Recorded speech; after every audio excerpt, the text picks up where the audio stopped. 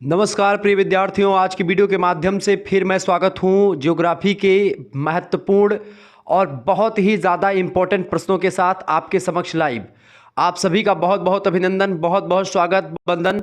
इसी के साथ मैं प्रारंभ करता हूं आज की महा मैराथन क्लास की श्रृंखला, जिसमें आपको बहुत ही महत्वपूर्ण जो आपके लिखित टाइप के क्वेश्चंस और आंसर होंगे वो आपको दिखेंगे। अति लघु उत्तरीय, लघु उत्तरीय, दीर्घ उत्तरीय टाइप के। आप जो है अपनी परीक्षा में बहुत अच्छा करके आने वाले हैं, तबाही मचा करके आने वाले हैं।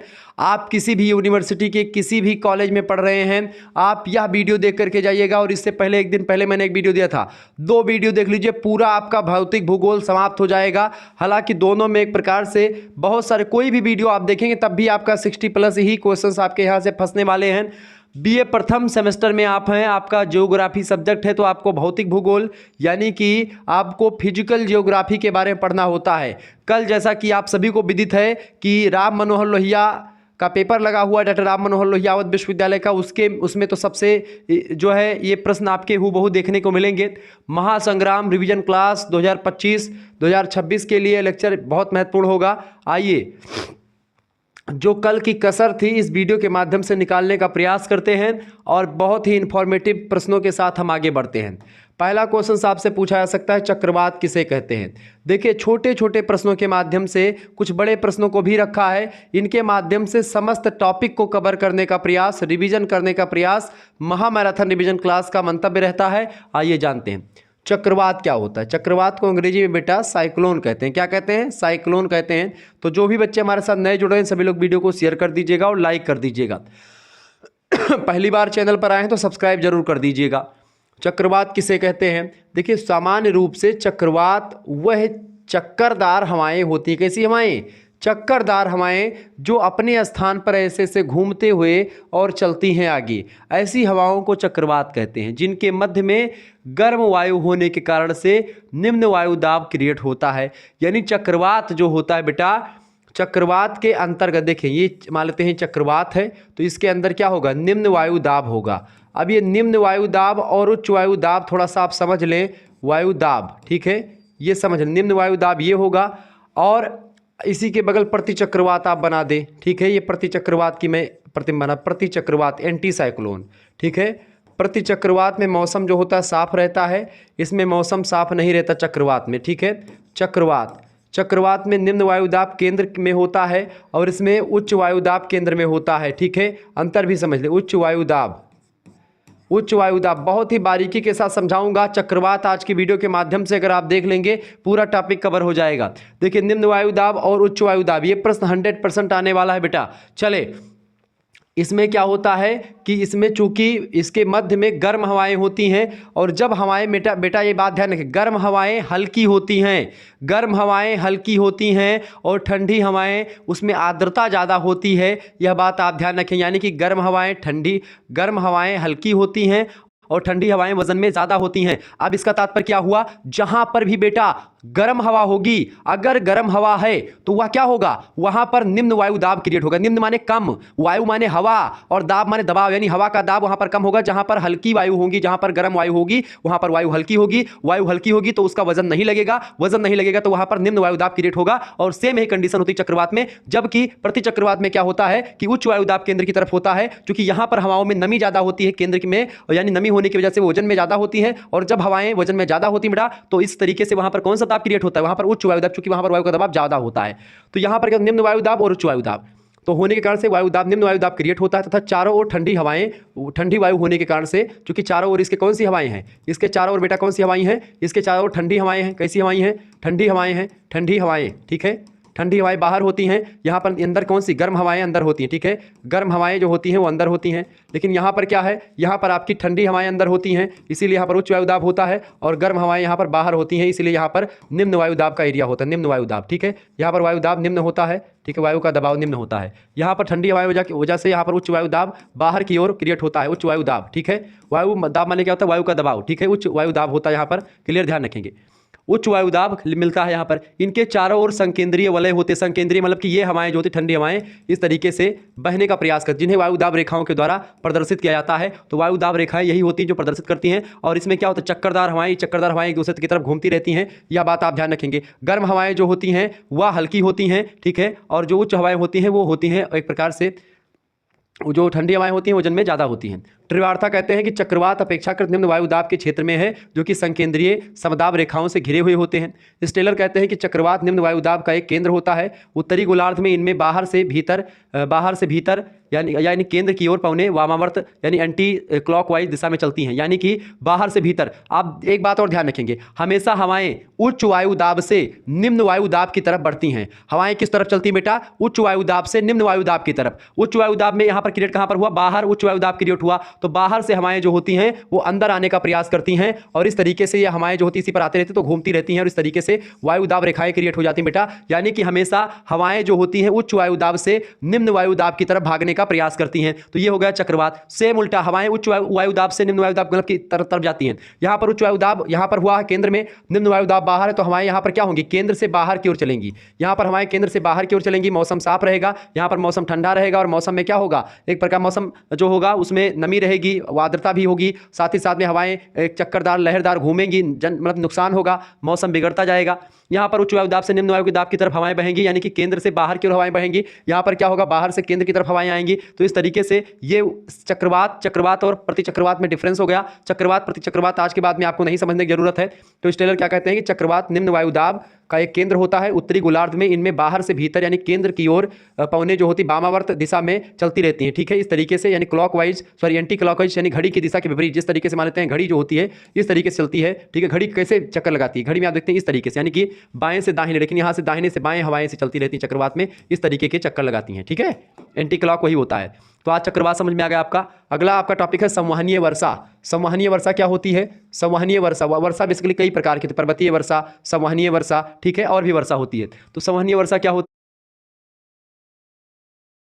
है? इस प्रकार की वर्षा सामान्यतः विषुवत रेखीय प्रदेशों में होती है। वहां निरंतर ऊंचे तापमान रहने से प्रतिदिन दोपहर तक वाष्पीकरण के द्वारा जल भारी पवने ऊपर उठती हैं।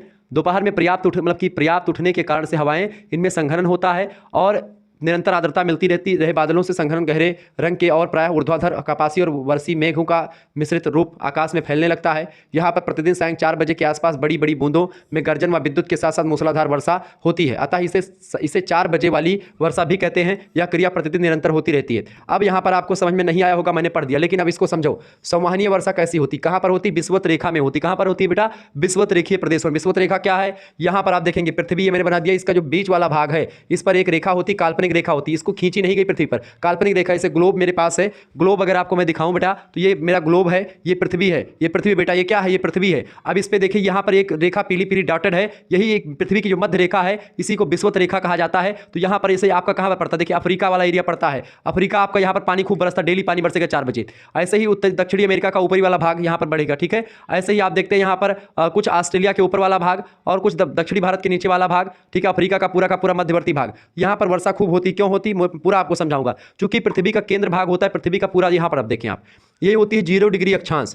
0 डिग्री अक्षांश, ये अक्षांश रेखाएं होती हैं। अक्षांश रेखाएं क्या होती हैं? अक्षांश रेखाएं जो पृथ्वी पर इस तरीके से होती हैं, ये अक्षांश रेखा होती है, ठीक है, ये अक्षांश रेखा। लेकिन जो इस लंबी लंबी रेखाएं होती हैं, यहाँ से जो नॉर्थ पोल को साउथ पोल से मिलाती हैं, इस तरीके की जो रेखाएं होती हैं, इस तरीके की रेखाएं जो होती पृथ्वी पर, वो आपकी देशांतर रेखा होती है। तो देशांतर रेखा आपकी समझ में आ गई क्या होती है? देशांतर रेखा जो पृथ्वी पर ऐसे लंबी लंबी होती है, वो रेखाएं देशांतर हैं। पृथ्वी पर जो इस तरीके की रेखा होती है, ये रेखा जो होती है अक्षांश रेखा कहलाती है। तो जो 0 डिग्री अक्षांश होता है बेटा, 0 डिग्री अक्षांश, ठीक है, समझे? 0 डिग्री अक्षांश यानी 0 डिग्री का कोण बना रहा है, 0 डिग्री अक्षांश हो गया, ठीक है। इसी को विषुवत रेखा कहते हैं। क्या कहते हैं इसको बोलते हैं विषुवत रेखा। कौन सी रेखा? विषुवत रेखा बोला जाता है। ये रेखा पर सूर्य हमेशा कैसा होता है? यहाँ पर सूर्य हमेशा लंबवत चमकता है, यानी कि खड़ा सूर्य भगवान सीधा हमेशा खोपड़ी पे रहते हैं। क्यों यहाँ पर खोपड़ी पर रहते हैं भगवान सूर्य? क्योंकि यहाँ पर एक प्रकार से सीधे सीधे रहते हैं। और आप देखते हैं मकर संक्रांति लगती है, मकर संक्रांति, ठीक है। मकर कहाँ पर पड़ता है? देखिए जब सूर्य भगवान इधर नीचे की तरफ आते हैं, यहाँ पर अपना भारत पड़ता है, और यहीं पर एक प्रकार से ये आपकी होती है कर्क रेखा। तो आपसे पूछा था कर्क रेखा भारत कितने राज्यों से होकर गुजरती है, तो आप बताते हैं कि भाई 7-8 राज्यों से होकर के गुजरती है। ये नीचे वाली रेखा होती है मकर रेखा, ठीक है। ये 23.5 डिग्री रेखा होती है उत्तरी अक्षांश की, और ये 23.5 डिग्री रेखा होती है दक्षिणी अक्षांश की, ठीक है। ये दक्षिणी अक्षांश हो गया, और ये बेटा उत्तरी अक्षांश हो गया, ठीक है, उत्तरी अक्षांश, क्लियर।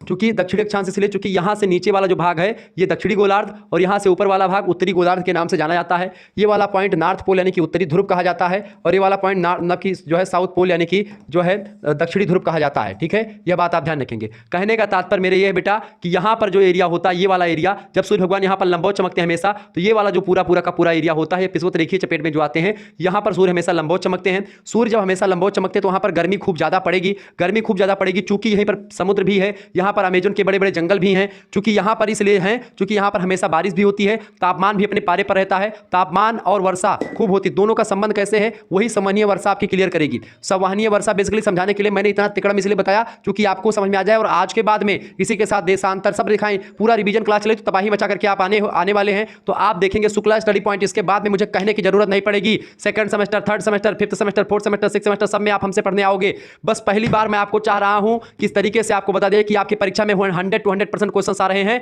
आप कोई भी क्वेश्चन पेपर उठा करके देखेंगे किसी भी यूनिवर्सिटी का, शुक्ला स्टडी पॉइंट के द्वारा बताए गए क्वेश्चन पेपर हर एक यूनिवर्सिटी में फंस रहे हैं। आपका सिलेबस अगर जो मैं पढ़ा रहा हूं नेशनल एजुकेशन पॉलिसी के अंतर्गत वही है, तो आप इससे बढ़ करके कोई प्रश्न नहीं आने वाला है बेटा। चले, तो इस एरिया में गर्मी ज़्यादा पड़ती, जब गर्मी खूब दबाए गर्मी पड़े कोनो एरिया में, कहते नहीं, गांव वगैरह में जब खूब ज़्यादा गर्मी पड़ती, हवा नहीं चलत, तो कहते लागत है आज मौसम बदला है, पानी बरसे। काहे कहते हैं? काहे से पुरखन का ये आभास होगा, चूंकि जब भी गर्मी ज़्यादा पड़ी, हवा रुकी, इसका मतलब आंधी या पानी आने वाला है। ये आपके घर में बूढ़ बुजुर्ग कहते हैं। क्यों? चूंकि उनको पता, उनको ये नहीं पता जियोग्राफिकल रीजन, लेकिन वो होता है गर्मी खूब पड़ेगी तो जो समुद्र का जल होगा, जो नदियों का जल होगा, जो तालाबों का जल होगा, वो ऊपर उठेगा। और यहाँ पर समुद्र खूब ज़्यादा हैं इस एरिया में, तो यहाँ समुद्र से पानी ऊपर उठता है। चूंकि गर्म हवाएं हैं, धरातल गर्म है, पानी गर्म है, तो यहां से क्या होता है, वाष्पीकरण होता है जल का, जल ऊपर जाता है। चूंकि गर्म होता है लेकिन आर्द्रता उनमें ज्यादा होती है, नमी होती है, वह ऊपर उठते हैं और ऊपर उठ करके वो ठंडी, चूंकि जलधारा ठंडी हवाएं ऊपर है, उनसे मिलती हैं और इस तरीके से ठंडी और गर्म हवाओं के मिलने से संघनन होता है। संघनन का अगर मैं आपको बताऊं, गर्मी के महीने में बेटा आपने अगर स्प्राइट पिया होगा कभी, सॉरी कोई भी ठंडा पिया होगा, ठीक है, किसी ठंडे का नाम लेना उचित नहीं चूंकि आप कहेंगे गुरुजी प्रचार कर रहे हो, कोई भी ठंडा आपने पिया होगा गर्मी के महीने में, तो ठंडा जैसे आपने पिया या एक बोतल पानी का कोई रख लिया, फ्रिज में रख दिया, अब उसको ठंडे माहौल से निकाल कर जब आप बाहर रखते हो गर्म वातावरण में, तो उस बोतल के बाहर ठंडी ठंडी बूंदें जो होती हैं, बाहर के बोतल के बाहर बूंदें निकल आती हैं प्लास्टिक के बाहर। क्यों? क्योंकि आपकी जो बाहर की हवाएं हैं वो गर्म है और जो अंदर पानी रखा है वो ठंड है। अब जब अंदरवा पनिया रखा है वो ठंड है और बहिरवक मामलवा सब गर्म है, तो बहिरवक हवैया वैसे लागत ही जब, तो क्या होते भैया, संघनन हुआ था और जल के छोटे छोटे बूंद, चूंकि गर्म हवैया मिलत थी, वह हवैया वैसे ठंड एरिया से मिलत थी, तो क्या हो जाती, संघनन होकर वो बूंद बना लेती। ऐसे सेम संघनन ऊपर हुआ था, जब ये गर्म हवा गर्म भय ऊपर उठी, ठंड चीज से मिली, ठंड गर्म मिला, तो क्या बना, बूंद बन के जल गए और टपाटप बारिश होकर झमाझम बढ़िया मेघा कूदे लागे और सब नहाए लागे। तो ये कौन वर्षा हुआ है? ये संघननीय वर्षा हुआ है, जो मौसमी वर्षा हुआ थी बेटा, ऐसे ही होती। 4 बजे के आसपास हरदम ही वर्षा करते पानी, यही मारा तो अमेजन जंगल इतना भारी हो गया कि सूर्य के प्रकाश अंदरवा नहीं पहुंच पावत। ई तबाही मचाए, मतलब कि डेली घाम निकलेगा, धूप निकलेगी और डेली पानी बरसेगा, मतलब बड़ा मजा आएगा आपको अगर वहां पे। लेकिन विश्वत रेखा का वासी जो जीता है नित हाँफ हाँफ कर, करिया भुजंग हो जाओ एकदम से अगर यहाँ पैदा होगा जीवन में, तो मतलब चलोगे अगर 20-25 दिन रह लो तो तबाही। ठीक है, तो इस तरीके से ये होती 3.5 मकर। यहाँ पर हमने क्यों लिखा, करके यहाँ पर क्यों लिखा, समझे? हम कहते हैं मकर संक्रांति लग गई है, खिचड़ी बनाते हैं। तो मकर संक्रांति कब लगती है? जब यही सूर्य जब यहाँ पर चमक रहा होता है, यही सूर्य बेटा नीचे जाने लगता है और यहाँ पर चमकने लगता है, तो एकदम से 14 तारीख या 15 तारीख जनवरी के दिन को ये सूर्य भगवान जो होते हैं मकर रेखा पर एकदम सीधे खड़े हो जाते हैं। और जब मकर रेखा पर सीधे खड़े हो जाते हैं तो हमारे यहाँ पर ठंडी एकदम से प्रचंड अपने उफान पर होती है, और वही स्थिति बेटा क्या कहलाती है? मकर संक्रांति कहलाती है। फिर यही मकर संक्रांति हो जाने के बाद सूर्य फिर अपनी दिशा लगते हैं और इस तरीके से सूर्य जो होते हैं उत्तरायण आने लगते हैं। आज आप देखते हैं कि ये दक्षिण में है एरिया और ऊपर मकर कर्क उत्तर में है। ठीक है, ध्यान रखेंगे इस बात को। सूर्य भगवान जब कर्क रेखा पर आ जाते हैं तो गर्मी खूब, यानी गर्मी के महीने में सूर्य जो होते हैं कर्क रेखा के आसपास तक आने का प्रयास करते हैं। तो इस तरीके से आप देखते हैं कभी सूर्य लंबवत मतलब कि उत्तरायण होते हैं तो ऊपर आना कर्क रेखा की तरफ सूर्य आते तो उत्तरायण और दक्षिण नीचे होता है। ठीक है, ज्यादा बता देंगे तो बाउंस कर जाएंगे आप लोग, इस वजह से थोड़ा और आगे बढ़ते तो ये होगा सामान्य वर्षा।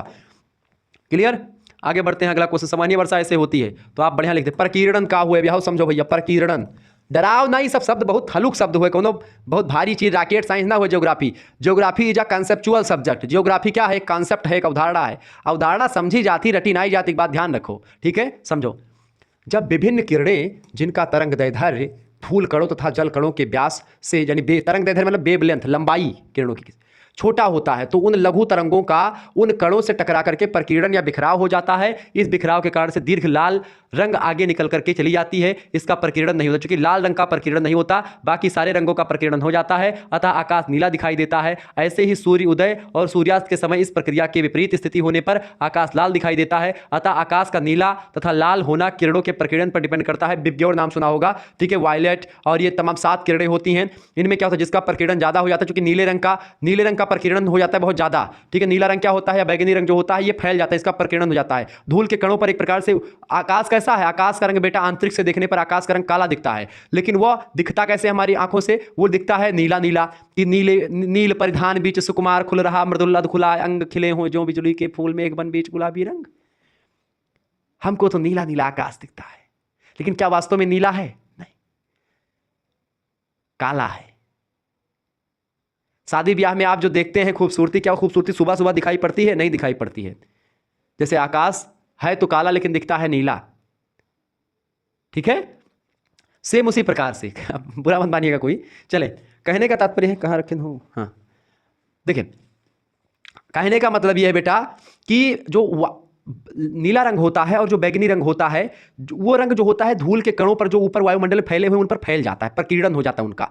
लेकिन जो लाल रंग होता है, इनका प्रकीर्णन नहीं हो पाता, इस वजह से पृथ्वी पर पहुंच जाते हैं, ठीक है। तो इस वजह से क्या होता है, इस वजह से हमको जो होता है ये लाल सूर्य भगवान उगते समय दिखते हैं। सूर्य भगवान की रोशनी हमेशा लाल ही पीली यही दिखती है, क्योंकि इनका प्रकीर्णन नहीं हो पाता, इनकी जो तीव्र गति से आते हैं ये, और जो नीला उला होते हैं फैल जाते हैं, तो इससे पूरा आकाश हमको नीला दिखता है, ठीक है। यही प्रकीर्णन होता है। आगे देखते हैं संवहन का होता है, क्या बताओ संवहन का होता है। फटाफट से लाइक करो, दबाए नंबर आए आपका, यक्का क्वेश्चन छोड़ के ना आई जान लियो, पढ़ो दबाए बस। संवहन के बारे में समझो, लाइक तो इतना कह दो भाई, लाइक जो ने जवाब नहीं, यूट्यूब फट जाए वही दिन।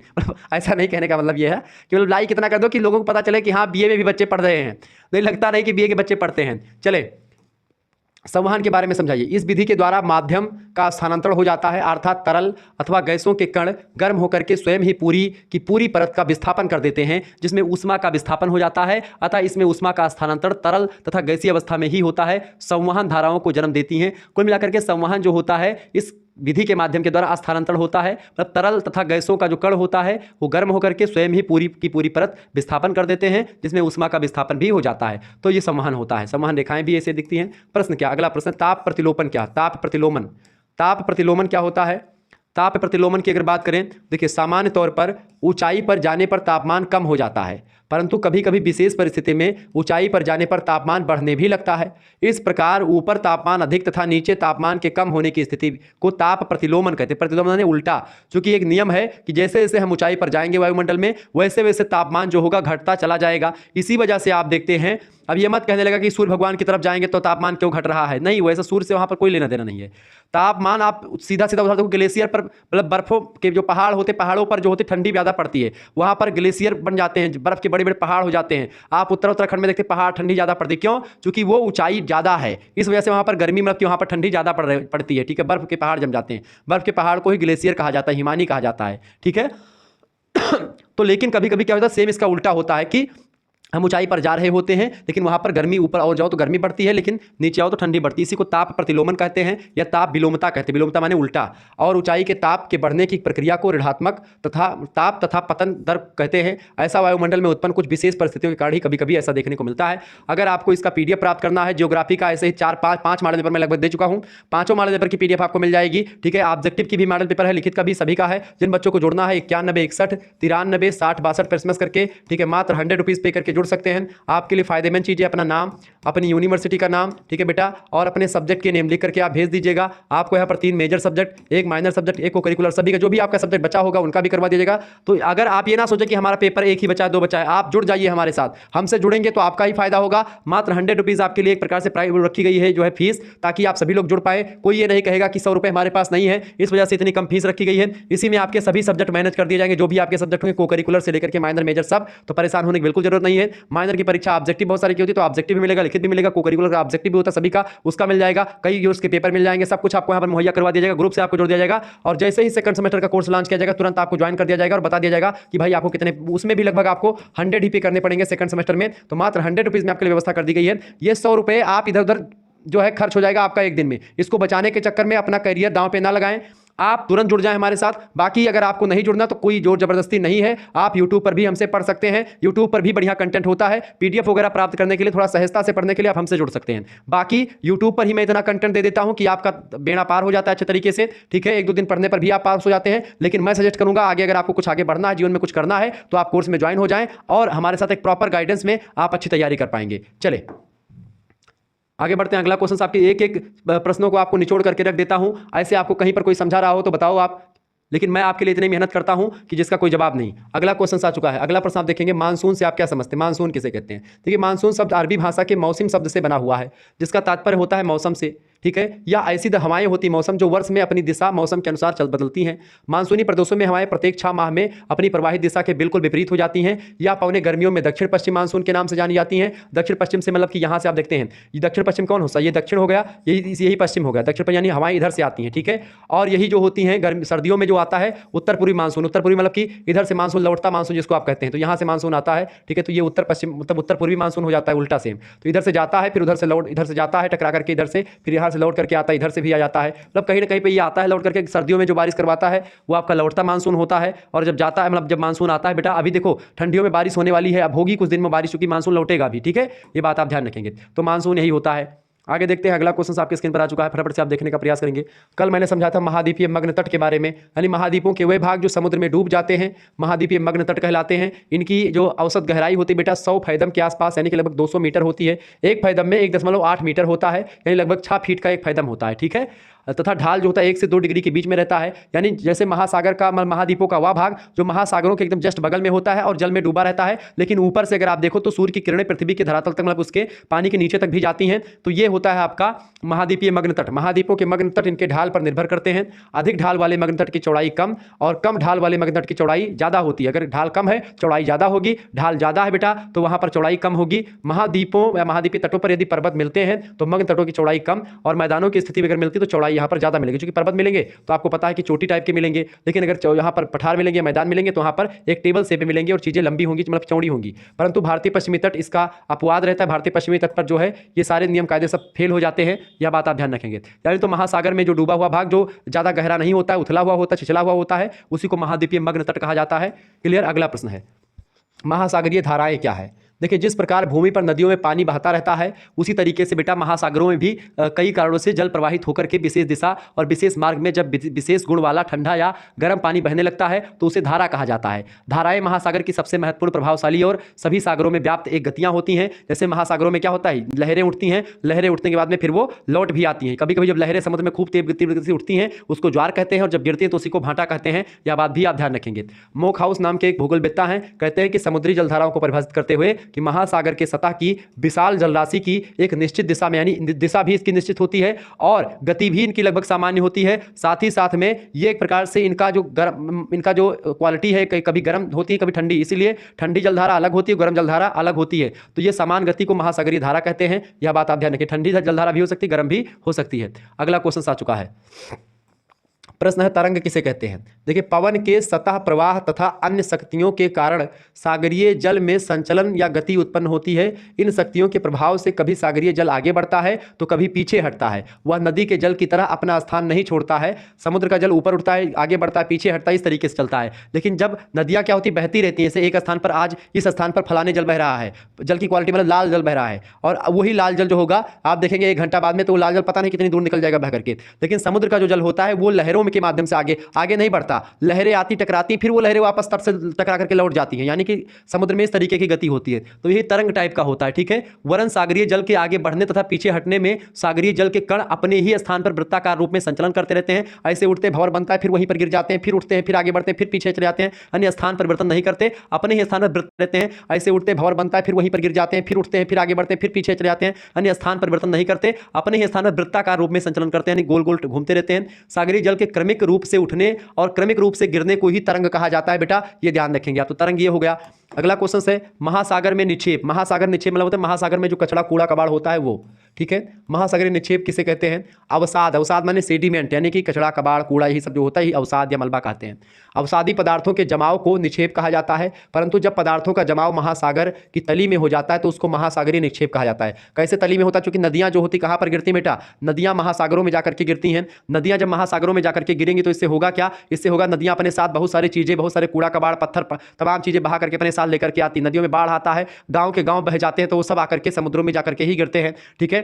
तो जब वो सब जाकर के मलबा, कूड़ा, कबाड़, तमाम पॉलीथीन, तमाम मलबा दुनिया भर का सब जाकर के क्या गिरता है? समुद्रों में गिरता है। समुद्र में गिरने से क्या होता है? लहरें चूंकि ऊपर उठती समुद्र में नीचे गिरती हैं, तो चूंकि कभी कभी नदियां इतनी तेज गति से गिरती हैं कि वो अंदर जाकर के मलबे धंस जाते हैं, तो महासागर के तली में जाकर के वो कूड़ा कबाड़ पड़ा रहता है, तो वही महासागरीय निक्षेप होता है। इससे महासागर को बड़ा नुकसान होता है।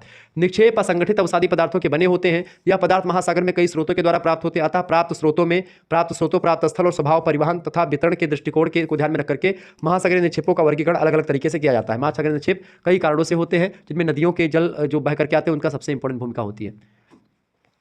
अगला क्वेश्चन आ चुका है, बायोम किसे कहते हैं? बायोम को ही जीवोम कहते हैं। ठीक है। बायोम और जीवोम, बायो मतलब चूंकि वनस्पतियों की एक प्रजाति जो वहां पर रहती है और प्रभावित भी करती है जीवों को और खुद प्रभावित होती है पर्यावरण से, बायोम वाला इलाका होता है। प्रोफेसर सबिंदर सिंह नाम के विद्वान हैं, कहते हैं कि जब पारिस्थितिकी के अंतर्गत समस्त प्राणियों तथा पादपों का सम्मिलित रूप अध्ययन करते हैं तो उसे बायोम या जीवोम कहते हैं। ध्यान देने योग्य बात यह है कि बायोम के अंतर्गत प्रायः स्थलीय भागों के समग्र प्राणी और पादप समुदाय को ही सम्मिलित किया जाता है, क्योंकि सागरीय बायोम का निर्धारण करना बहुत कठिन है। सागर में बहुत सारे प्रजातियां, बहुत सारे जीव जंतु जिनका आप एक प्रकार से उनका वर्णन नहीं कर सकते अच्छे तरीके से, यह बात आप ध्यान रखेंगे। क्लियर?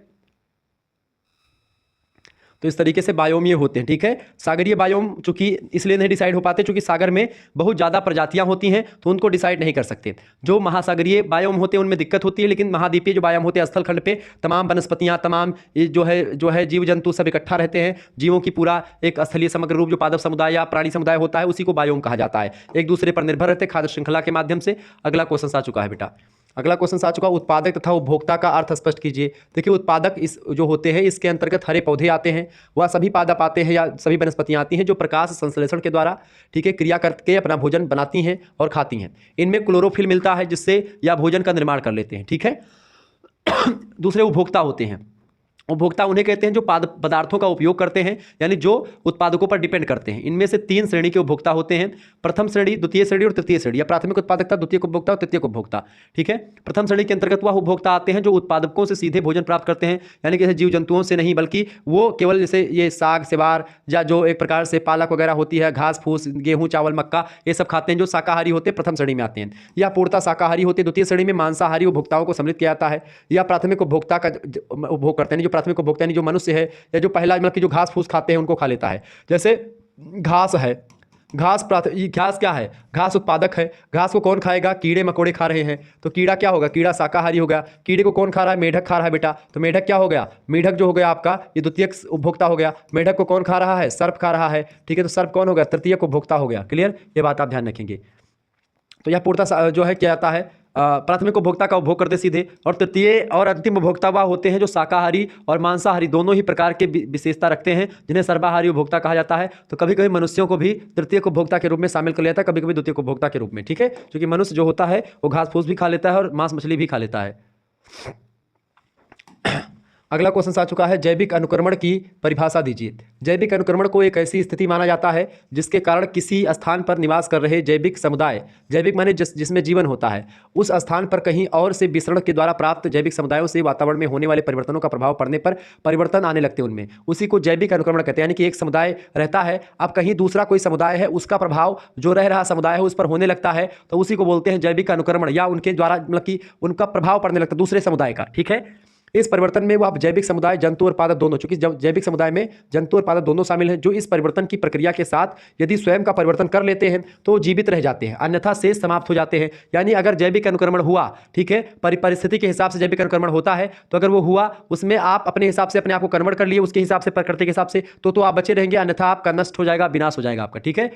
जो जैविक समुदाय जीवित रह जाते हैं उन पर बाद में होने वाले अनेक प्रकार के परिवर्तनों का कोई प्रभाव नहीं पड़ता, क्योंकि वो अपने आप को अनुकूलित कर लेते हैं। इसे ही जैविक अनुक्रमण कहा जाता है। तो ऐसे तमाम समुदाय जो आजकल नष्ट हो रहे हैं वो अपने आप को उसके अकॉर्डिंग परिवर्तित नहीं कर पा रहे हैं, इस वजह से वो नष्ट होते चले जा रहे हैं। और जो चीज़ें अपने हिसाब से या अपने आप को परिवर्तित कर रही हैं प्रकृति के हिसाब से, वो बच जा रही हैं, जैसे कि लैमार्क और डार्विन ने जिराफों के उदाहरण के माध्यम से समझाया था। ओडम कहते हैं कि किसी निश्चित क्षेत्र में निवास करने वाले जैविक समुदायों में होने वाले परिवर्तनों की क्रमिक प्रक्रिया जैविक अनुक्रमण कहलाती है। क्या? किसी निश्चित क्षेत्र में निवास करने वाले जैविक समुदायों में जब परिवर्तन होने लगता है तो उसी परिवर्तन की जो क्रमिक विशेषता होती है, क्रमिक प्रक्रिया होती है, वही जैविक अनुक्रमण होती है। अगला क्वेश्चन से पादपों के विसरण को स्पष्ट कीजिए। पादप जो होते हैं, पादप माने वनस्पतियां, उनका विसरण क्यों होता है स्पष्ट करें। देखिए, पौधे एक ही स्थान पर अस्थायित्व रखते हैं अपना। पौधे स्वतः गतिशील नहीं होते हैं, वरन इन्हें गति बाह्य तत्वों के द्वारा प्रदान की जाती है। चाहे कोई मनुष्य उसको उस प्रजाति को लेकर के कहीं अलग लेकर के जाकर के बैठाएगा। अपने जन्म के स्थान के अलावा अन्य पौधों को उत्पन्न करने की प्रक्रिया को पादपों का विसरण कहते हैं। यानी कि मान लेते हैं अगर हिमालय की चोटी पर कोई वनस्पति है, अब वहां से आप ला करके उत्तर प्रदेश के मैदानों में उसकी खेती करना शुरू कर दें तो यही आपका क्या हो जाएगा, पादपों का विसरण कहा जाएगा। इनका अन्यंत्र स्थान पर उगना बीजों के विसरण के द्वारा ही हो जाता है, क्योंकि इनके बीजों को अलग ले जाकर के या तो बोते हैं या फिर उनका कलम लगाते हैं। इस तरीके से प्रजातियों की एक खास एरिया में उनकी विशेषता होती है, उस खास एरिया के लिए जानी जाती है, लेकिन उसको पूरे दुनिया में फैला दिया जाता है। तो वही फैलाना ही प्रसरण होता है पादपों का। आगे देखते हैं, अगला क्वेश्चन आ चुका है आपका, फटाफट से आप देखने का प्रयास करेंगे। अभिकेंद्रीय प्रतिरूप से आप क्या समझते हैं। देखिए, जब कई नदियां एक उच्च पर्वतीय स्थान से निकल करके अलग अलग कई दिशाओं में प्रवाहित होती हैं, या किसी घाटी में कई दिशाओं से अनेक नदियां आकर के किसी झील में मिलकर के मुख्य नदी को जन्म देती हैं, तो इस प्रकार के अफवाह को आर्य अफवाह या अभिकेंद्रीय अफवाह के नाम से जानते हैं, या अपकेंद्रीय अफवाह इसको कहते हैं। ठीक है। महादेव की पहाड़ियों से में नर्मदा नदी, दामोदर नदी और गोदावरी नदी निकलती हैं तो अलग अलग दिशाओं से निकलती हैं। लेकिन फिर जैसे मान लेते हैं ये पहाड़ है बेटा, ये पहाड़ है, यहाँ से कोई ग्लेशियर है, इस ग्लेशियर से एक नदी निकली इधर दिशा में, एक नदी इधर निकली और एक नदी इधर दिशा में निकली। ठीक है। अब ये तीनों नदी आपस में एक प्रकार से नदी जा रही है, ये यहाँ पर पहुंची। ठीक है। तभी तक एक प्रकार से दूसरी नदी यहाँ, ये वाली नदी जो है ये आ रही है, ये भी ऐसे जा रही है बह करके। ठीक है। और तब तक ये वाली नदी आई, ये भी बह करके ऐसे जा रही है। अब ये नदियां जो होती हैं एक ही स्थान पर आकर के, एक ही झील कोई है, यहाँ पर आकर के नदियां मिल जा रही हैं और फिर यहाँ से एक धारा में नदियां बह करके निकल जा रही हैं। तो ये एरिया जो मतलब ये नदी जो होती है, इसी प्रकार के अफवाह को, यानी कि नदियां निकली तो थी उद्गम स्थान से 3 दिशाओं में। ठीक है। 3 दिशाओं में निकली थी। ठीक है। ये एक दिशा ये, एक दिशा ये और एक दिशा ये, 3 दिशाओं में निकली थी, लेकिन आकर के मिल करके वो एक ही दिशा में कन्वर्ट हो जाती हैं। तो इस तरीके के अफवाह प्रतिरूप, अफवाह माने कि जो पूरा का पूरा एरिया बना पूरा का पूरा, इसी को अफवाह प्रतिरूप कहा जाता है। तो इस तरीके के अफवाह प्रतिरूप को अभिकेंद्रीय प्रतिरूप या अभिकेंद्रीय या जो है आर्य अफवाह या अपकेंद्रीय अफवाह कहा जाता है। नदियां जो होती है इस तरीके से बहती हैं। ठीक है। नदियां जब बहती हैं तो तमाम प्रकार की क्रियाएं भी करती रहती, तमाम प्रकार के अपर्दन वगैरह किया करती हैं। नदियां डेल्टा का निर्माण भी करती हैं। अगला क्वेश्चन आ चुका है, प्रश्न है वलयाकार अफवाह प्रतिरूप क्या होता है। वलयाकार एक वलय के रूप में। देखिए, वलयाकार अफवाह प्रतिरूप को चक्राकार क्रम भी कहा जाता है, क्योंकि इसमें जलधारा एक वृत्त के आकार की फैली रहती है। इस प्रकार का अफवाह प्रतिरूप मुख्य रूप से प्रौढ़ और घर्षित गुंबदीय पर्वतों से विकसित होता है। इन गुंबदों पर नदियां उनकी परिक्रमा करती हुई प्रवाहित होती हैं। जैसे कि गुंबद बना हुआ है, ऐसे गुंबद टाइप का, ऐसे पहाड़ है कोई, इस पर कोई नदी निकले तो नदियां मानते इधर से बह करके इधर आ गई, इधर से बह करके इधर, इस तरीके से बह करके जाती हैं। तो इस प्रकार का जो अफवाह प्रतिरूप होता है तो गुंबदीय होता है। इन गुंबदों पर नदियां उनकी परिक्रमा करती हुई प्रवाहित होती हैं। यदि गुंबदनुमा पर्वत कठोर और मुलायम शैलों का बना होता है, यदि उसका पर्याप्त आच्छादन हो चुका होता है, तो मुख्य अनुवर्ती नदियों की सहायक परवर्ती नदियों का विकास इन मुलायम चट्टानों वाले भागों में गुंबद के चारों तरफ परिधि के आकार में हो जाता है। यानी जैसे मान लेते हैं अगर ये नदियां बह रही हैं इस पर और ये गुंबद जो है, इसकी शैलें जो है, इसका चट्टान जो है कमजोर है, तो उन चट्टानों का अपर्दन, अनाच्छादन मतलब क्या होता है, अनाच्छादन वह क्रिया होती है इसमें अपर्दन और अपक्षय दोनों शामिल होता है। अपक्षय क्या होता है, जब नदियां का बहाव से झोंके से ये पत्थर टूट जाए जो जिस पत्थर पर बह रही हैं, तो वो हो गया आपका अपक्षय, यानी कि टूट जाना। लेकिन वही नदियों से वो टूट करके वो पत्थर बहने लगे, उसके साथ मलबा बहने लगे, तो वो हो जाता है अपर्दन। और अपर्दन और अपक्षय दोनों को मिला देंगे तो क्या बनेगा, अनाच्छादन बनेगा। यानी जब एक प्रकार से ये नदियां जो होती हैं ऐसे घूम घूम करके इसको तोड़ देती हैं, तभी नदियों का पूरा क्या होता है, सब आपस में मिल जाती हैं और एक तरीके से एक नदी निर्माण बन जाती है। तो वैसे ये तो वलयाकार हो जाती हैं ये, लेकिन जब ऐसी क्रिया होती है कि ये चारों तरफ बहने लगती है, टूट अनाच्छादन की क्रिया खूब हो जाती है, तो इसका शेप उसी गुंबद के आकार का हो जाता है, नदियां चौड़ी हो जाती हैं। ठीक है। नदियों का विकास इन मुलायम चट्टानों वाले भागों में गुंबद के चारों तरफ परिधि के आकार होता है। यूएसए के ब्लैक हिल गुंबद में पर्याप्त अनाच्छादन के बाद नदी सेइन और उसकी सहायक जलधाराओं ने चक्राकार अफवाह प्रतिरूप का विकास किया। इंग्लैंड के वेल्ड में भी नदियों ने अनाच्छादित गुंबदों पर वलयाकार प्रतिरूप का विस्तार किया है। तो इस तरीके से वलयाकार प्रतिरूप होता है, नदियों के द्वारा बनाया जाता है। ये सब आपका नदियों के द्वारा, नदियों की अफवाह के द्वारा या नदियों के द्वारा जो स्थलाकृतियाँ बनती है उसके बारे में यहाँ पर आप पढ़ रहे हैं। देखिए, अगला क्वेश्चन, नदियों के द्वारा क्या बनता है, डेल्टा का निर्माण होता है। डेल्टा क्या होता है, डेल्टा से आप क्या समझते हैं, प्रश्न आ सकता है, कई बार आया हुआ है। नदी के मुहाने के समीप जहां नदी का संगम और अंत सागर तक होता है, वहां डेल्टा का निर्माण होता है। जैसे सुंदरबन का डेल्टा पश्चिम बंगाल में है, दुनिया का सबसे बड़ा डेल्टा है। डेल्टा बनता इसलिए है क्योंकि जब नदियां बेटा क्या होती हैं, नदियां बहुत अधिक एक प्रकार से बहुत अधिक तीव्र गति जब निकलती हैं नदियां तो बहुत तेज गति से आती हैं, जो कि उनकी युवावस्था होती है। और जैसे आज आपकी युवावस्था है, आपसे कोई बोलता है तो आप तुरंत मार करने के लिए उतारू हो जाते हैं, झगड़ा करने के लिए, क्या है रुको देखे थे तुम्हें देख ले कितना बड़े तीरंदाज हो तू। ठीक है। लेकिन जब थोड़े बुढ़ाए लगे तो ब्याह गौन हो जाते हैं, तो थोड़े खून में ठंडी आई जाती, अरे ठीक, कुछ क्यों बोल दी, ठीक है, अरे ठीक है भैया, ठीक है, माफ़ करो, गलती क्यों कुछ लगा, यानी थोड़ा सा झुकाव आता है। देखिए, अकड़ खास मुर्दे की पहचान होती है और झुकाव उसी में होता है जिसमें कुछ जान होती है। तो अगर आप अकड़ते हैं, ये अरे अभी तो ये कर लेंगे, वह कर लेंगे, दुनिया भर का ये सब कर लेंगे, ये अगर करते हैं तो आप जान लीजिए एक नंबर के बेवकूफ़ इंसान हैं। लेकिन अगर आप कोई भी सिचुएशन है उसको अपने दिमाग से हैंडल करते हैं, ठीक है, तो आप बहुत आगे तक जाओगे। आपको किसी ने गाली दे दिया, अगर आप उसको गाली दोगे तो बात बढ़ जाएगी। आप ठीक है बेटा, और 2-3 गाली दे दो गाली दो भाई, और आप 2-3 गाली दे दो, बेचारा खुद ही परेशान हो जाएगा, कहेगा कहे क्यों रहा है कि हमको गरियाओ, वो हईदास जाएगा, परेशान हो जाएगा। यहाँ पर मेन चीज़ें होती हैं सुनने वाले का जो माइंडसेट है वो कैसा है। अगर आपको कोई कुछ कह रहा है, आप उस पर रिएक्शन ही ना दो, आदमी वैसे पगला के मर जाएगा, वो दोबारा आपको कुछ बोलेगा नहीं। लोग गांव में उसी को चिढ़ाते हैं जो ज़्यादा चिढ़ता है, उसी के लोग मजे लेने लगते हैं, और जो चिढ़ता ही नहीं उसके लोग मजे नहीं लेते हैं। ठीक है, तो चिढ़ना बंद कर दो। इसका निर्माण, जब नदियाँ जो होती है एकदम जवानी अवस्था में होती है, बहती बम बम बम बम बहती हैं, तालक आमने सामने जो आ जाए सबको चीड़ फाड़ के निकल जाएं। लेकिन जब क्या होता है, वही नदियां जब बहुत ज़्यादा टकराती हैं, उफनाती, उसी छोड़ने की प्रक्रिया को निक्षेपण कहते हैं। वही जब अवसाद छूट जाते हैं तो वहाँ पर अवसाद का ढेर लग जाता है, नदियों के आगे एक बांध सा बन जाता है। नदियाँ जो होती कई छोटी छोटी धाराओं में फिर वहाँ से अपन बहने का प्रयास करती हैं। ठीक है, तो उसके बीच का एरिया पूरा बड़ा भूभाग फैल जाता है। उसी बड़े भूभाग को ही डेल्टा का मतलब डेल्टा कहा जाता है। ठीक है, तो ऐसे पश्चिम बंगाल का डेल्टा जो है गंगा नदी और ब्रह्मपुत्रा के बीच में बना। ठीक है, तो इसका निर्माण नदी की वृद्धावस्था में होता है। नदी में वेग तथा भार ढोने की क्षमता लगभग समाप्त हो जाती है। अपने साथ लाए गए प्रत्येक पदार्थ का नदी इस समय निक्षेप यानी छोड़ देती है। यह निक्षेपित पदार्थ नदी के मुहाने के समीप जमा होने लगता है। जब इस निक्षेपित पदार्थ की आकृति ग्रीक भाषा के डेल्टा की तरह हो जाती है, त्रिभुजाकार यानी इस तरीके की, ठीक है, तब इसी को एक प्रकार से डेल्टा कहा जाता है। डेल्टा चूंकि ग्रीक शब्द में डेल्टा, इसी को तो कहते हैं डेल्टा। किस तरीके का डेल्टा ये होता है, ये त्रिभुज होता है, त्रिभुजाकार डेल्टा एक प्रकार से डेल्टा ये होता है। एक लैम्डा होता है, लैम्डा किस तरीके से बनता है, ये लैम्डा हो गया, डेल्टा आपका यही होता है मेरे हिसाब से। ठीक है, डेल्टा क्या होता है, ऐसे ही होता है। ठीक है, त्रिभुजाकार, तो उसी तरीके से सेब बन जाती है। जैसे नदियाँ यहाँ पर बह रही हैं खूब तेज से। ठीक है, अब यहाँ पर कोई सामने यहाँ पर कूड़ा कबाड़ उसका रुक गया, अभी नदियाँ कई धाराओं में इस तरीके से बनेगी, इस तरीके से धाराओं में कई धाराओं में बट जाएंगी। ठीक है, फिर जाकर के नदियों में फिर भी इकट्ठा होकर के फिर गिर जाएंगी, तो एक प्रकार से एक त्रिभुज जैसा ये बन जाएगा। ठीक है, ये त्रिभुज जैसा, तो इस तरीके से डेल्टा का निर्माण हो जाता है बेटा, ये बात आप ध्यान रखेंगे।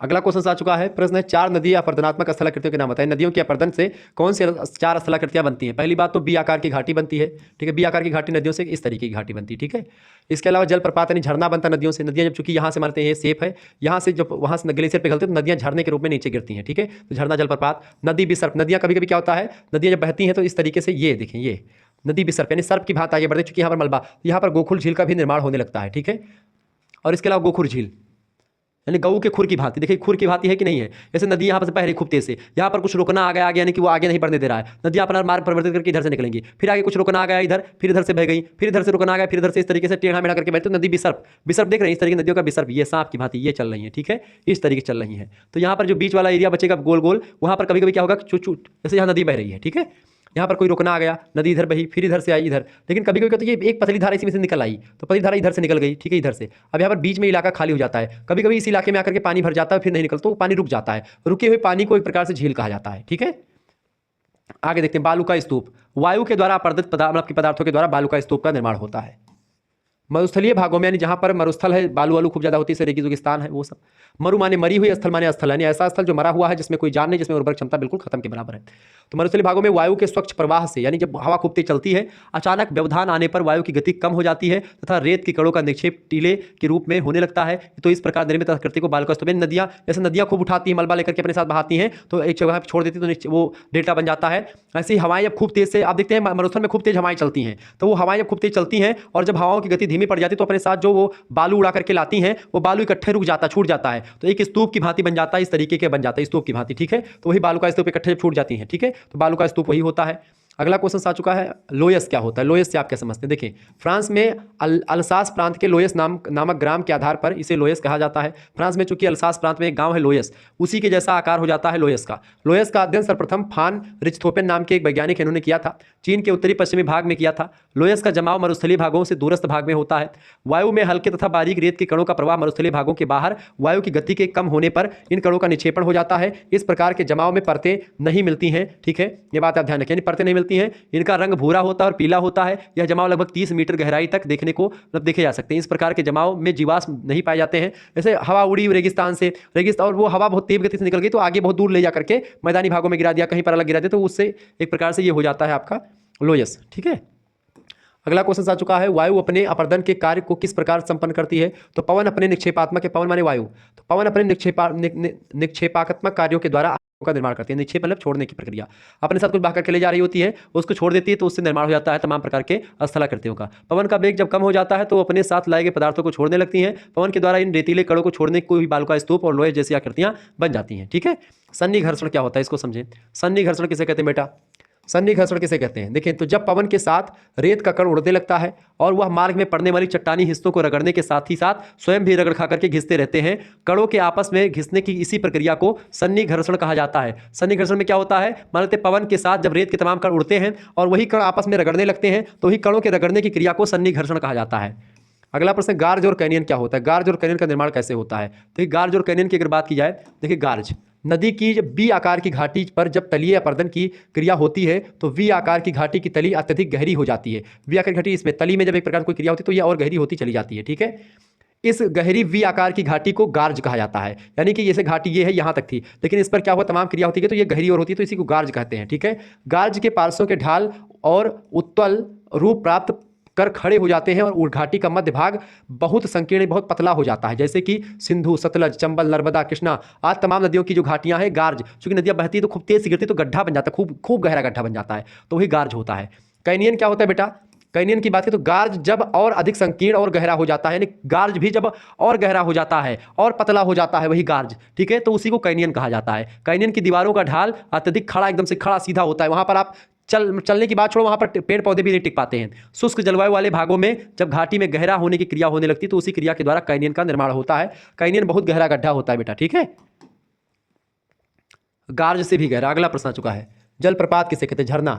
तो जब नदी के मार्ग में कठोर चट्टाने या बाधा आने से प्रपाती या लंबवत ढाल बन जाता है और तो इसे झरना, जैसे कि मान लेते हैं नदियाँ बह रही हैं यहाँ से यहाँ तक पहाड़, मान लेते हैं पहाड़ था, ठीक है, ये पहाड़ पर नदियाँ बह रही हैं, यहाँ पर बह रही हैं, लेकिन आगे क्या है कि टीला आ गया है और इस टीले से एक प्रकार से इस तरीके से चीज़ें हैं और यहाँ पर ढाला है इस तरीके से, तो यहाँ पर जाकर के यहाँ ऊपर से नदियाँ क्या झरने के रूप में नीचे गिरेंगी, यहाँ पर नदियाँ खूब तरीके से झरना बन जाएगा वहीं पर। ठीक है, यानी क्या होगा, संयुक्त राज्य व कनाडा की सीमा पर स्थित विश्व प्रसिद्ध नियाग्रा जलप्रपात जो है सेंट लॉरेंस नदी में महान झीलों के क्षेत्र में बना है। ऐसे ही झरना है पूर्वी संयुक्त राज्य में अपलेशियन पर्वत की पूर्वी ढाल की ओर ऐसे ही क्रम में झरने देखने को मिलते हैं। इन्हें प्रपात रेखा को के झरने कहते हैं। जलप्रपात मतलब झरना। झरना तो जानते होंगे, बॉलीवुड की मूवी में खूब झरना देखे होंगे आप। अगला जलोढ़ पंख का हुए भाई, जलोढ़ पंख के बारे में बताओ। देखिए, पहाड़ी भागों में उतरते ही पर्वतपदीय क्षेत्र, पर्वतपदीय मतलब कि जो पर्वत का नीचे वाला एरिया होता है, क्षेत्र में नदी नीचे वाला एरिया होता है, क्षेत्र में नदी घाटी के ढाल में एकदम कमी आ जाती है, क्योंकि अब पर्वत ये है, पर्वत नदियां बह रही हैं। अब जब इसका नीचे पर्वत देखिए इस तरीके से होता है तो यहाँ पर ढाल, देखिए यहाँ पर ढाल खूब था, यहाँ से नदियां गिरी खूब तेज से आ रही, खूब तेज से, लेकिन यहाँ पर ढाल धीरे धीरे कम होता जा रहा है, कम होता जा रहा है। फिर यहाँ पर जब आएंगे चोटी, फिर ये घाटी, फिर ये चोटी जाएगी यहाँ पर, तो इस तरीके से पहाड़ होते हैं। तो यहाँ पर जाकर नदियों का ढाल कम हो जाता है, फिर इसे निकल गई नदियाँ, ठीक है, इधर से निकल गई मान लेते हैं, तो यहाँ पर ढाल कम हो जाता है। तो बेसिकली वही जो है क्या होता है, इसके उतरते ही पर्वतीय मतलब पर्वतपदीय क्षेत्रों में नदी के ढाल में एकदम कमी आने लगती है। इसके साथ ही साथ नदी के कटाव और बहाव की क्षमता में भी तेजी से कमी आने लगती है, क्योंकि जब ढाल कम होगा तो तीव्र गति से जो बह रही थी नदियां वो धीरे बहेंगी। इसी प्रकार पर्वतपदीय भाग में नदी जलोढ़ पंखों का निक्षेप त्रिकोणाकार या पंखाकार रूप में करती हैं। छोटी सरिताएं यानी छोटी जो धाराएं होती हैं और नाले शंकु की आकृति के तेज ढाल वाले त्रिकोणात्मक जमाव करते हैं, इन्हें जलोढ़ शंकु कहते हैं। अरावली पर्वत, विंध्याचल और मध्य भारत की पहाड़ियों की तलछटी में व निचले ढालों में ऐसे जलोढ़ शंकु आपको देखने को मिल जा सकते हैं। ये सरिताएं प्रायः जो है अनित्यवाही होती हैं। इस तरीके से जलोढ़ पंख का निर्माण हो जाता है। ठीक है, आगे देखिए कालडेरा क्या होता है। कालडेरा और क्रेटर दोनों ज्वालामुखी से उत्पन्न होने वाली बाह्य स्थलाकृतियां हैं। बाह्य मतलब बाहरी, ऊपर मतलब कि बाहर निकलती हैं। देखिए कालडेरा क्या होता है, कालडेरा किसे कहते हैं? तो जब ज्वालामुखी का ऊपरी भाग भयंकर विस्फोट से उड़ जाता है अथवा निमज्जन या धसाव के प्रभाव से वहां विशाल क्रेटर बन जाता है, क्रेटर माने छोटा गड्ढा, तो उसे कालडेरा या कड़ाह कहते हैं। ज्वालामुखी पर्वत का विशाल मुख, जापान का असो कालडेरा, पश्चिमी कंबारी द्वीप का काला कालडेरा इसके विशेष उदाहरण। जैसे मान लेते हैं ज्वालामुखिता की क्रिया हुई, अब ज्वालामुखिता की क्रिया किसी पर्वत पहाड़ पर होगी। अब यहाँ से मान लेते हैं गैसों का लावा जो है ऊपर जा रहा है, तो यहाँ पर एक छेद, यहाँ पर जब निकलेगा ऊपर तो एक छेद के माध्यम से, एक विस्फोट के माध्यम से निकलेगा बाहर। अब लावा निकल गया तो यहाँ पर एक छेद हो जाता है, यही विस्फोट दोबारा हुआ तो ये जब छोटा छेद होता है, जहाँ से ज्वालामुखी निकलती है छोटा छेद जो होता है क्रेटर कहलाता है।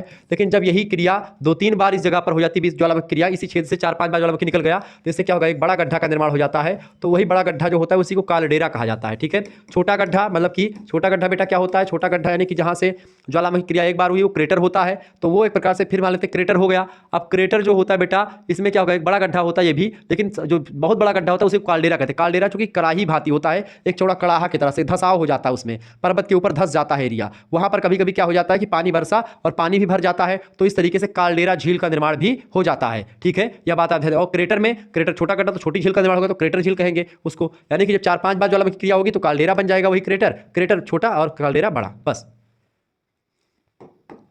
अगला प्रश्न आप चुका, लैकोलिथ क्या है, लैकोलिथ, बैकोलिथ, फेकोलिथ। जब भी लिथ उठाए इसका मतलब यह है कि ज्वालामुखी, जब चूंकि ज्वालामुखी में मैग्मा जो होता है, गैसें जो होती हैं अंदर से आती है पृथ्वी के, तो पृथ्वी के अंदर जब आती हैं तो ऐसा तो है नहीं कि पृथ्वी की सारी चट्टानें एकदम नरम है निकल आएंगी बाहर, वो चट्टानें मतलब बहुत बल लगा करके ऊपर आने का प्रयास करती हूँ मैग्मा जलवाष्प जो अंदर भरा हुआ है दहकता हुआ ऊपर पृथ्वी पर आने का प्रयास करता है, लेकिन वो एक प्रकार से चूंकि पृथ्वी की चट्टानें भी मजबूत हैं आ नहीं पाता, जहां से थोड़ा सा सुराग पाता है या बहुत नमी पाता है उधर से निकलने का प्रयास करता है। इस वजह से ज्वालामुखी समुद्रों में ज़्यादा आपको देखने को मिलती है। ठीक है, तो वहां से निकलने का प्रयास करता है, लेकिन क्या होता है वो निकल नहीं पाता कभी कभी, तो वही एक प्रकार से जो मैग्मा होता है कभी कभी इसे फैल जाता है, क्योंकि जिधर ऊपर जगह नहीं पाता जाने के लिए तो इधर बगल में निकल गया, उधर निकल गया, जहां जाने का रास्ता पाया उधर ही निकल गया। अब वो चूंकि वो अपना ऊपर वाला गंतव्य नहीं पाया जहां निकलना चाहता था तो इधर उधर फैल जाता है, उसके फैलने से मोटी मोटी चट्टानें अंदर पड़ जाती है, सिल डाइक, ठीक है, ये सब चीजें बैकुलित फेकुलित ये सब पड़ जाती है। ठीक है, यानी यह भी भूभाग के अंदर एक उन्नतोदर ढाल की आकृति होती है, प्रायः परतदार चट्टानों के बीच यह आकृति पाई जाती है। अतः जब दोनों के बीच गर्म मैग्मा भर जाता है तो वाष्प और गैस के कारण से ऊपर की परत गुंबद की भांति फूल जाती है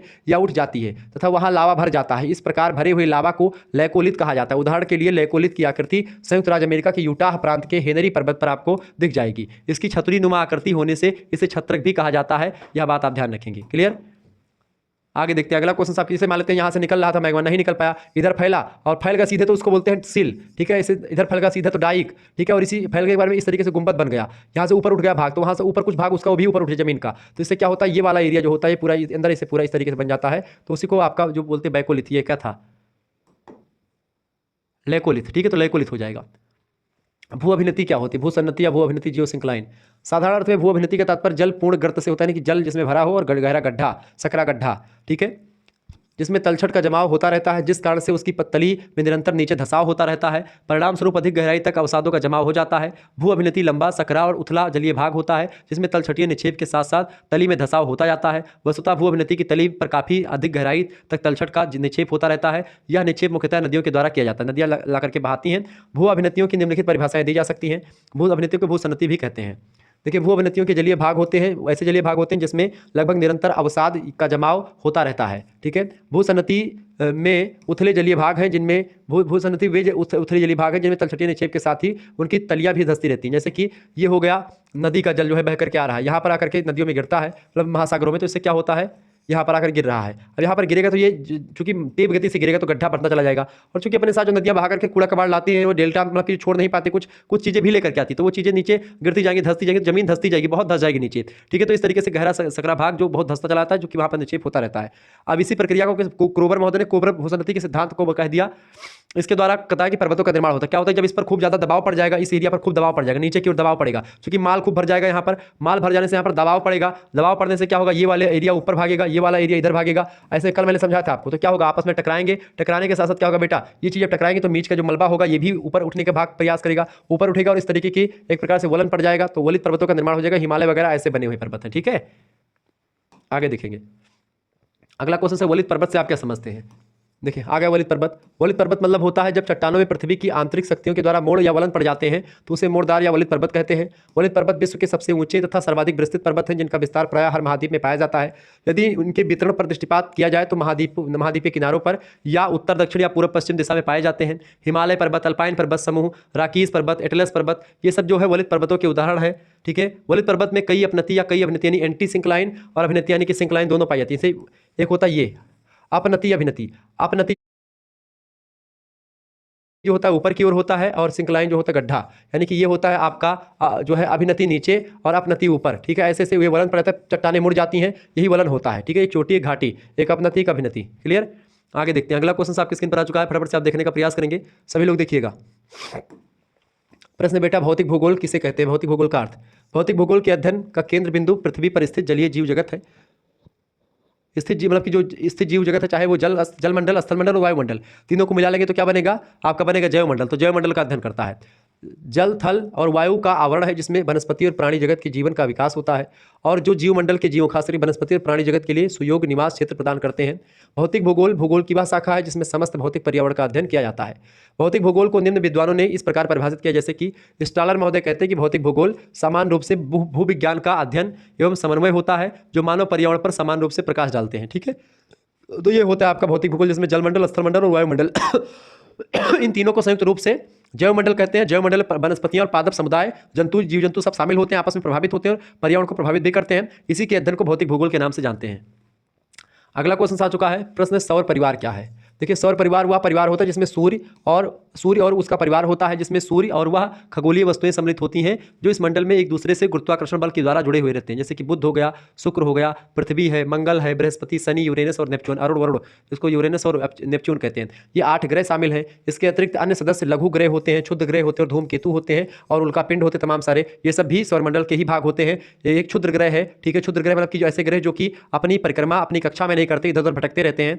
तो मतलब कि एक था, क्या नाम था उसका, यम नाम का ग्रह था। पहले 9 ग्रह थे, अब 8 ग्रह हो गए हैं, क्योंकि वो अपनी कक्षा से अपनी परिक्रमा अपनी कक्षा में नहीं कर रहा था, इस वजह से उसको हटा दिया गया ग्रह की श्रेणी से। ठीक है, यम जिसको आप बोलते हैं प्लूटो अंग्रेजी में। ठीक है, तो प्लूटो ग्रह नहीं है, वो एक क्षुद्र ग्रह है। ऐसे ही ग्रहों के जो चारों तरफ घूमते हैं उनको उपग्रह कहते हैं। कृत्रिम उपग्रह भी उन्हीं के द्वारा बनाए गए, सैटेलाइट जिनको कहते हैं। जो पृथ्वी के आसपास मतलब पृथ्वी के चारों तरफ घूमेंगे वो पृथ्वी वाले उपग्रह होंगे, शनि के चारों तरफ घूमेंगे शनि के उपग्रह होंगे। ठीक है, अगला क्वेश्चन, भौतिक भूगोल की प्रकृति, नेचर ऑफ फिजिकल ज्योग्राफी समझाएं।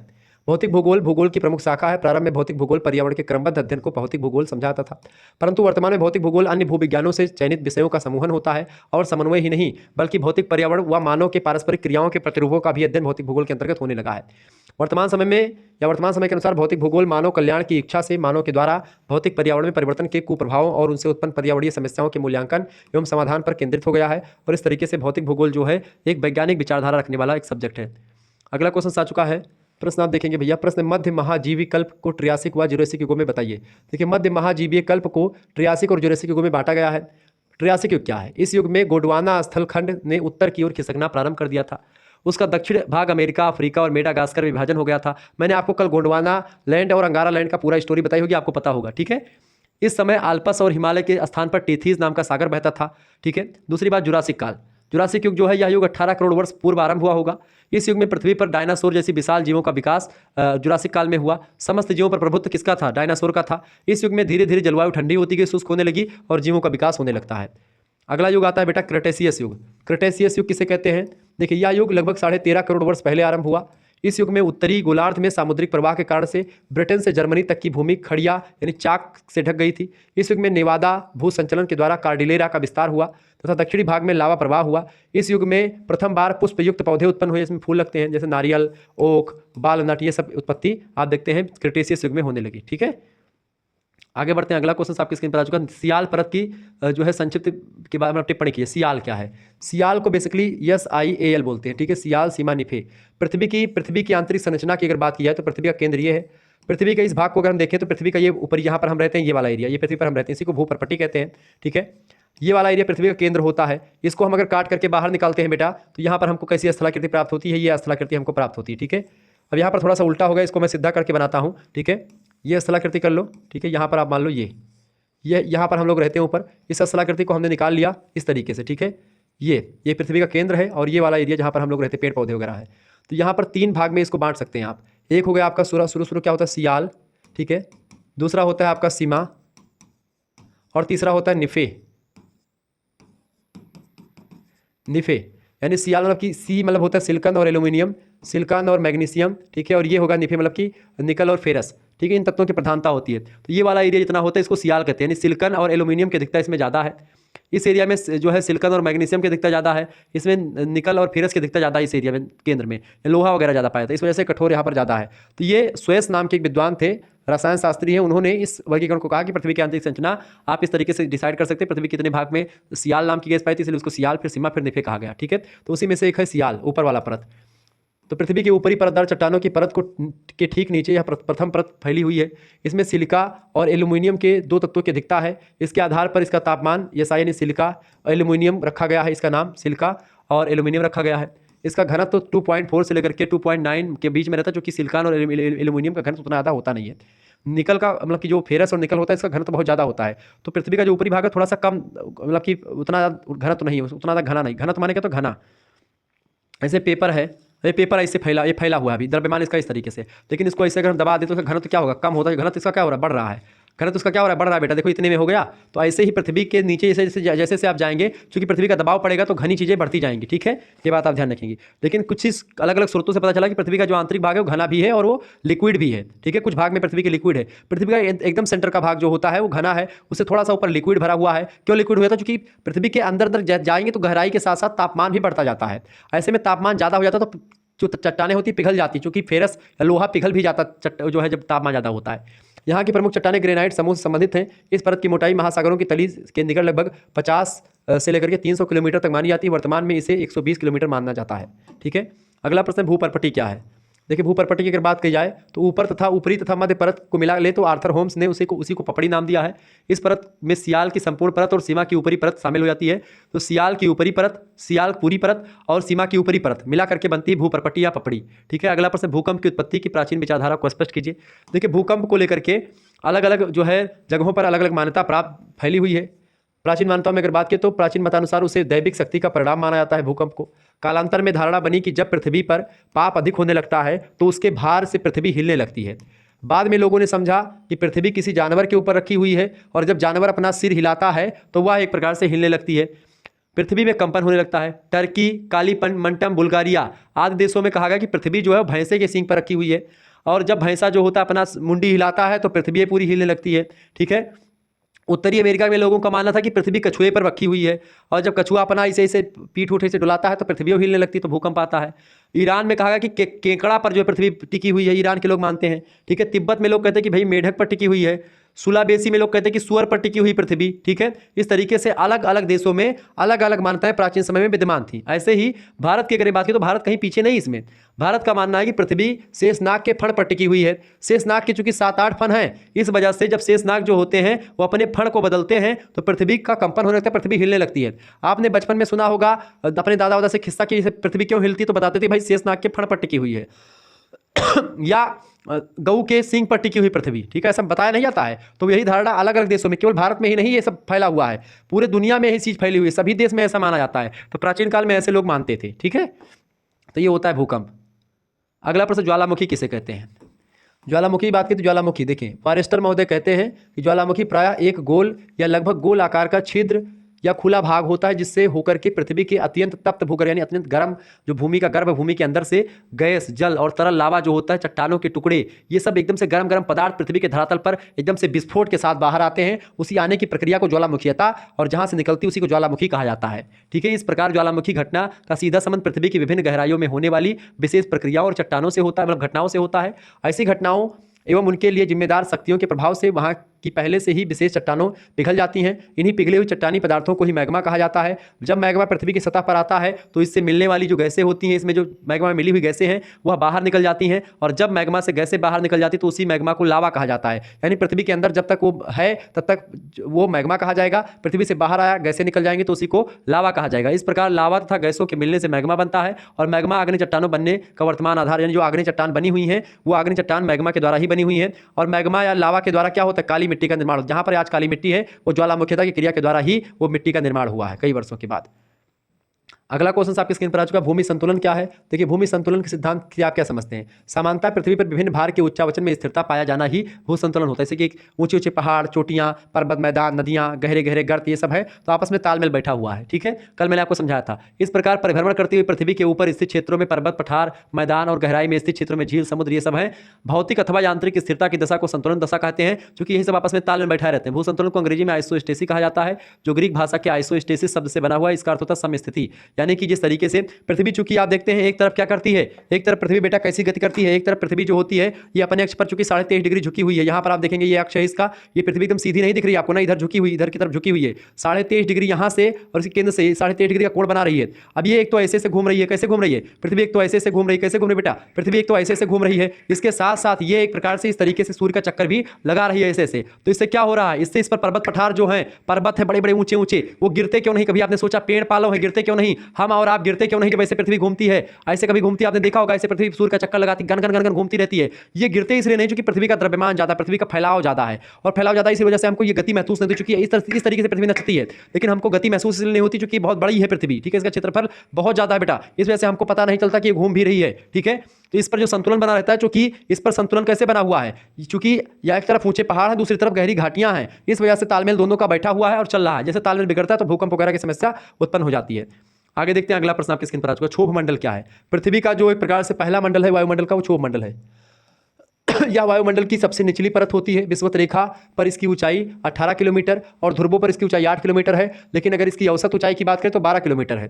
भूमध्य रेखा पर संवहनीय धाराएं उपस्थित रहती हैं। ऊंचाई में वृद्धि के साथ साथ तापमान घटता है। 165 मीटर की ऊंचाई बढ़ने के साथ साथ 1 डिग्री सेल्सियस तापमान में कमी आती है। यही सामान्य ह्रास दर कहलाता है।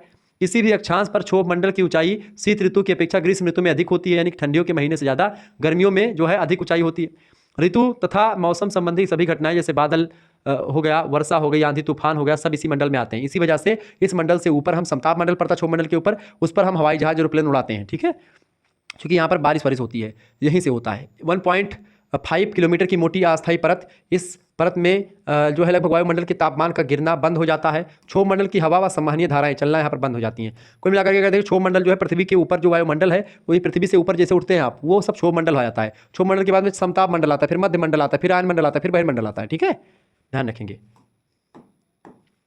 आगे सूर्य तप क्या है। सूर्य आतप, सूर्य माने तो सूर्य भगवान, आतप माने उसका जो किरण प्रकाश ऊर्जा, सौरिक ऊर्जा को ही सूर्य तप कहते हैं।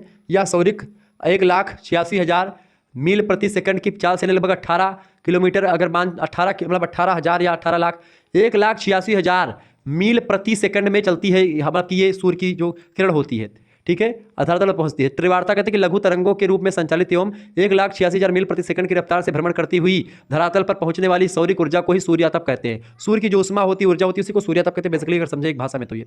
चक्रवात और प्रतिचक्रवात में क्या डिफरेंस है। शुरुआत में मैंने आपको बता रखा है चक्रवात और प्रतिचक्रवात में अंतर, साइक्लोन और एंटी साइक्लोन। चक्रवात में निम्न वायुदाब केंद्र में होता है, अतएव हवाएं बाहर से केंद्र की ओर चलती हैं, अंदर की ओर चलती हैं, ठीक है। जबकि प्रतिचक्रवात में हवाएं केंद्र से बाहर की ओर चलती है, क्योंकि यहाँ पर हवाएं जो होती है, चूंकि निम्न वायुदाब वहां पर बाहर होता है और केंद्र में उच्च वायुदाब होता है, हमेशा हवाएं जो होती हैं वो एक प्रकार से उच्च वायुदाब से निम्न वायुदाब की तरफ बहती हैं। तो निम्न वायुदाब जो होता है केंद्र में होगा, तो हवाएं बाहर से केंद्र में आएंगी, चक्रवात होगा। लेकिन जब हवाएं अंदर से बाहर की ओर चलेंगी तब वहां पर प्रतिचक्रवात होगा। दूसरा अंतर, चक्रवात में मौसम वर्षायुक्त होता है, चक्रवात में वर्षा भी होती है, हवाएं घूमती हुई चलती रहती हैं, मौसम में अनियमितताएं मिलती हैं। जबकि प्रतिचक्रवात में मौसम साफ होता है, वायु स्थिर होती है, शुष्क होती है, एकदम से कोई ज़्यादा प्रभाव नहीं पड़ता। अगला क्वेश्चन आ चुका, वर्षा का प्रकार बताएं। देखिए, वर्षा के लिए वायु का संतृप्त होकर के संघनन होना बहुत आवश्यक है, ठीक है। ओसान के बाद वायु की ठंडी होने पर संघनन प्रारंभ हो। संघनन में आपको पता था कि भाई एक बोतल में पानी रखा ठंडा ठंडा, तो उसमें जल ऊपर बूंदे बन जाती है, तो वही बूंदे बनने की प्रक्रिया संघनन कहलाती है। वर्षा होने के लिए वायु का ऊपर उठना आवश्यक है। वायु कब ऊपर उठेगी, जब वायु हल्की होगी। हल्की कब होगी, जब वायु गर्म होगी। तो गर्म वायु कब होगी, जब गर्मी का महीना आएगा। इसीलिए गर्मी के महीने के बाद में ही बरसात आती है, ठंडी के महीने के बाद बरसात नहीं आती। मौसम कब बदलता है, जब गर्मी का महीने के बाद में आता है आंधी और तूफान चलते हैं, क्योंकि वह गर्म होता है, वातावरण गर्म होता है, हवाएं जो होती हैं वो गर्म हो जाती हैं, गर्म हवाएं ऊपर उठती हैं, ऊपर उठने के चक्कर में ही हवा चलती खूब तेज, ठीक है। इसके वजह से जब हवाएं ऊपर जाती है, ऊपर चूंकि ठंडी हवा है, ठंडी हवा और गर्म हवा मिल गई तो क्या बन गया, वातागर का निर्माण हो गया। वहीं पर संघनन हो जाता है, संघनन के द्वारा बूंदे बन जाती है, ओसांग बिंदु से ऊपर निकल जाती चीजें, संघनन हो गया, बूंदे बन गई, बूंदे टपाटप बारिश हो गई, ठीक है। ऐसे कैसे कि जो है क्या नाम है उसका, एक कविता आती है कि धिन धिन धा धमक धमक मेघ बजे, दादुर का खंड खुला मेघ बजे, पंख बना हलचंदन मेघ बजे, हल्का है अभिनंदन मेघ बजे। इस तरीके से जो है जब बारिश होती है तो लोग खुश हो जाते हैं, प्रेमी प्रेमिका अलग खुश हो जाते हैं कि भाई बारिश हो रही है, एक दूसरे को देख रहे हैं। इसलिए स्कूल में बच्चे पढ़ते हैं, जब बारिश होती है तो बड़ा खुश होते हैं कि भाई अब स्कूल नहीं जाना पड़ेगा, कई सारी चीज़ें होती हैं। वायु 3 प्रकार से ऊपर उठती है बेटा। इस आधार पर वर्षा को निम्न 3 भागों में आप बांटते हैं। पहली बात तो संवहनीय वर्षा जो मैंने आपको बताया, दूसरी पर्वतीय वर्षा, तीसरी होती चक्रवातीय वर्षा, ठीक है। चक्रवात चूंकि उच्च वायुदाब निम्न वायुदाब मैंने आपको बताया, गर्म हवा ठंडी हवा का सब खेल है पूरा, ठीक है। पर्वतीय वर्षा पर्वत से टकरा करके आप देख तुरंत बरसती हैं, तो इस तरीके तमाम सारी चीज़ें।